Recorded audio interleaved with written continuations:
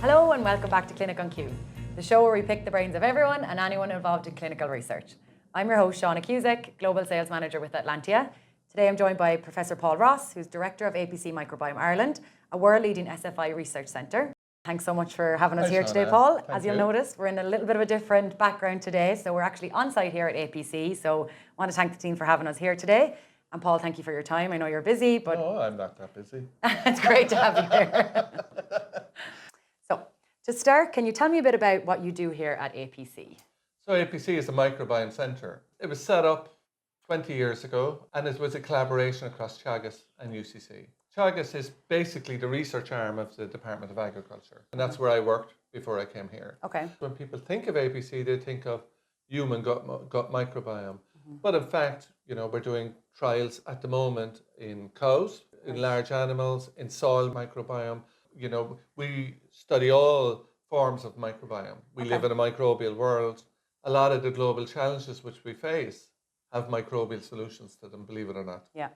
And then in terms of your role at APC and how you got to here today, do you want to explain that a little bit more? Initially, because I'm a co-founder. And so I would say there was maybe about 10 of us, you know, and this is back in 2003. We kind of imagined having a large centre that was devoted to the interface between microbiology, food and health. At that time I worked in Moorpark.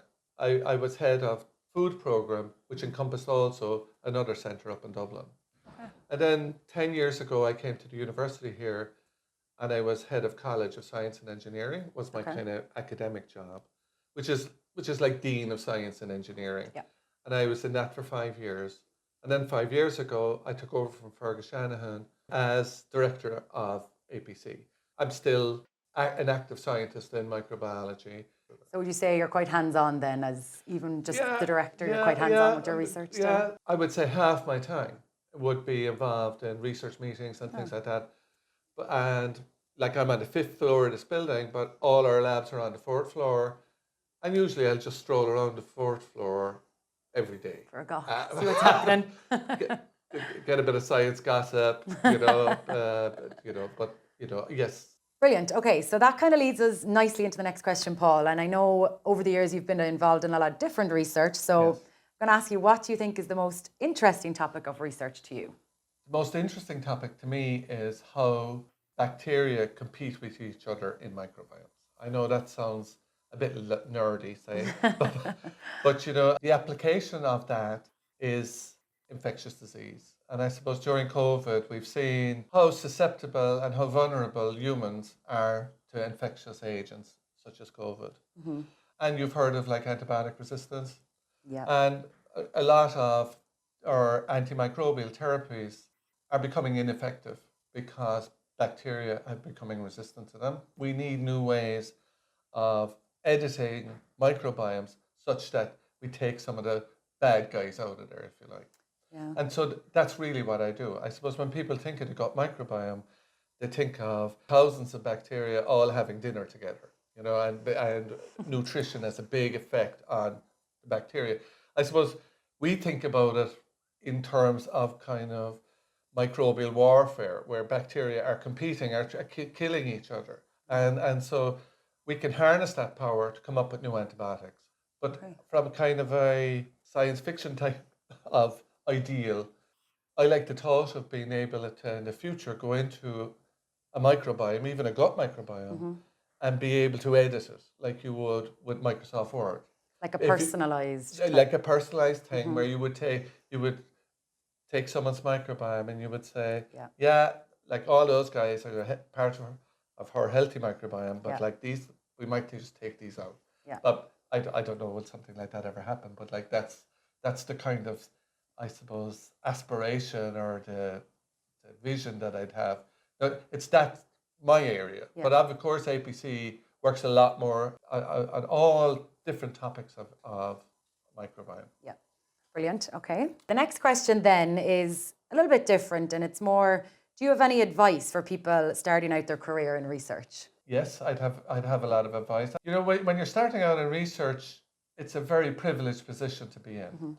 You come to work and you can do something different every day. It's wide open. In fact, when you do postdoc, I think it's one of the most exciting times in your life. I would say be ambitious, but also complete the jobs that you start. Like if you have a builder and they build a load of houses but don't put a roof on any of them, then that's not a good thing. Yeah. And so sometimes there's kind of no end to research. When you do research, you could do more and you could do more and you could do more and you find out more. Yeah. But you have to kind of tell people what you've done, Summarize it, publish it, and just get into the habit of completing things. Okay. And I suppose that's the advice I would give them. I think that's great advice, though, because a lot of the times, probably like you said, you can continue on and things can go on for years and there's no wrap up or no. And the temptation is, and it's always like, well, what would happen if you, or you know, what happens next? Yeah. But sometimes you want to package what just happened and focus on that before you go to the next stage. Okay, we'll move into the rapid fire round. So questions, just shout the first thing that comes into your mind. Okay. So the last movie you saw, Paul? The last thing I've been watching was Ripley. I don't know if you see it. I've actually started Netflix. it. Yeah. And so I just thought it was amazing. Yeah. You know, it was just the lighting, and in black and white. Black you don't think white, that it can. Caravaggio. Yeah, it's brilliant. It was just so atmospheric and it was just a fantastic. Don't go away of any spoilers now. I haven't finished it. I won't say anything. Okay. But I really like it. Perfect. Tea or coffee? Tea for breakfast and coffee for the rest of the day. Okay, coffee for dinner then. Dream holiday destination? Mauritius. I've never been there. Yeah. So I'd love to go there. I love to fish. Yeah, I like to fish, deep sea fish. And it's a place for big game fishing and I just haven't been there Not yet. Not yet. Yeah. One word to describe your job? Enjoyable. Okay. Lovely. Yeah. We move into the final two questions. So, second last, what are your predictions for the future of the industry? I think it will go towards more personalized nutrition. I think that already microbiome science is transforming a lot of the disciplines, such as microbiology, because bacteria don't live on their own, they live in large communities. And also a lot of the drugs we take are orally taken, they go straight into the microbiome, and your microbiome can accentuate or they can interfere with the efficacy of drugs. But translating that then into practical applications is difficult because there's already things within microbiome that we don't know. Like we've been in it for 20 years. Yeah. We still really don't know what a healthy microbiome is. Yeah, it's still in its infancy. It is. You know, what might be a healthy microbiome for you mightn't be a healthy microbiome for me. Right, yeah. And we sometimes joke that you get the microbiome you deserve. So, so your lifestyle, the number of pints of Guinness you drink, the drugs that you take, whatever it is, your microbiome can compensate for that or can accentuate the problems with it. And I think like what's going to happen with microbiome is it will become more personalized. And do you think that drive and that change is coming from consumers? Like I think consumers are becoming a bit more aware of microbiome and then that's maybe feeding back into the food companies and then eventually comes back to us who are doing the research. Absolutely is.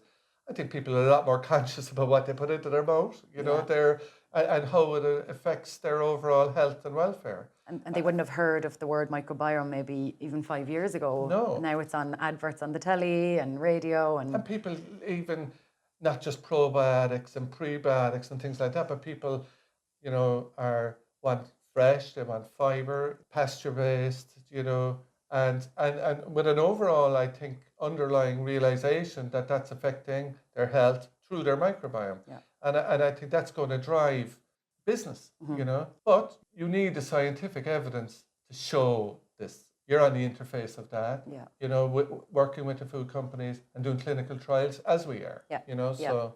And that's really important. Yeah, the future is bright for microbiome. Future is very bright for microbiome. Good to hear. Okay, last question, Paul. Yes.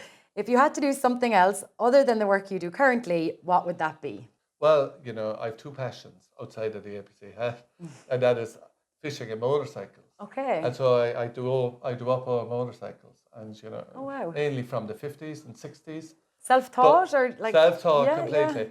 But I describe it like if you ask some of the scientists around here, they would say I'm a genius with the bikes, you know. If you ask the mechanic, they'd say I want with 2 hands cut off me. Right, yeah.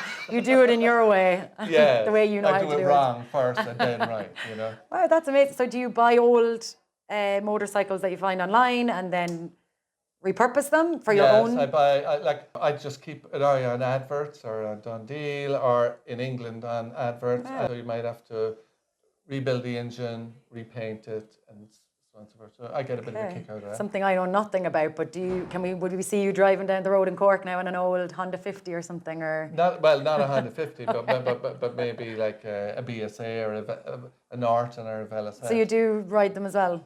Yes. Okay. So, and I ride every day, like 100 kilometers. So you get a good thrill out of that, and then you go fishing to relax. Yeah, I do like all types of fishing, but mainly deep sea fishing. Oh, deep sea fishing. Okay. Yes, on Wow, the boat, amazing. So for And skate. only Ireland, or have you gone to more remote destinations? No, I fished in New Zealand. Wow. I've fished Caribbean quite a bit. Fish in Lanzarote. I fish everywhere I go. Wow, so is it kind of part of your That's why I said I holiday wouldn't mind tradition? going to Mauritius, you know, Mauritius, because I okay. haven't been there fishing. But yeah. Brilliant. Okay. Well, it was lovely to chat with you today. Thank you Thanks so very much much, for your Shauna. time. And yeah, watch the YouTube channel. Okay, so we've come to the end. If you enjoyed this, don't forget to like, comment, and subscribe below because we have plenty more content coming soon.